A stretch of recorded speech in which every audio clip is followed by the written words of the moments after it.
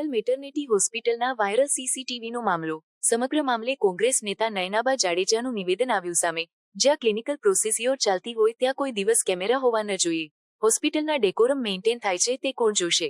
દર્દીઓ માટે decorum maintain નથી થતા એ વાત આજે સાચી સાબિત થઈ. આ ઘટના પાછળ ડોક્ટરની ગંભીર બેદરકારી, મહિલા દર્દીની પ્રાઇવસીનું હનન થયું છે. સરકાર આ ઘટનાની ઝીણવટ તપાસ કરાવે અને દોષિત સામે કડક કાર્યવાહી કરે તેવી માંગ કરાઈ. હવે તો મને એવું લાગે છે કે ગુજરાત છે ને કઈ દિશામાં જઈ રહ્યું હોય એની ખબર નથી પડતી, કે જ્યારે ખાસ કરીને પેશન્ટ અને ડૉક્ટર વચ્ચે જે સંવાદ પણ થતો હોય ને એ પણ બીજા એમના સગાને જો પેશન્ટની ઈચ્છા ના હોય ને તો ના કહી શકો. અહીંયા તો પેશન્ટની મરજી વગર અને ખાસ કરીને ફિમેલ પેશન્ટો કે જ્યાં એમનું ચેકઅપ થાય છે કે એમની પ્રોસિજર થતી હોય છે ત્યાં આ લોકોએ સીસીટીવી ફિટ કર્યા છે. તો પહેલો પ્રશ્ન એ છે કે કેમ તમે ત્યાં સીસીટીવી ફિટ કર્યા છે? અને ફિટ કર્યા છે તો એવું પણ સાંભળ્યું છે કે ત્યાં બહાર લિંક પણ મોકલેલી છે. તો આનું રીઝન શું છે? તમે શું કરવા માંગો છો?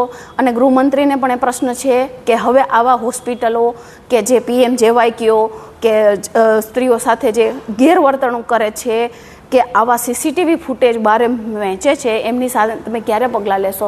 અને ખાસ આરોગ્ય મંત્રી, તમે પણ ક્યારે નિંદરમાંથી જાગશો કે આવી હોસ્પિટલોને તમે સર્ટિફાઈડ તો કરી દો છો પણ એના ડેકોરમ મેન્ટેન થાય છે કે નહીં તમે ક્યારે જાણશો?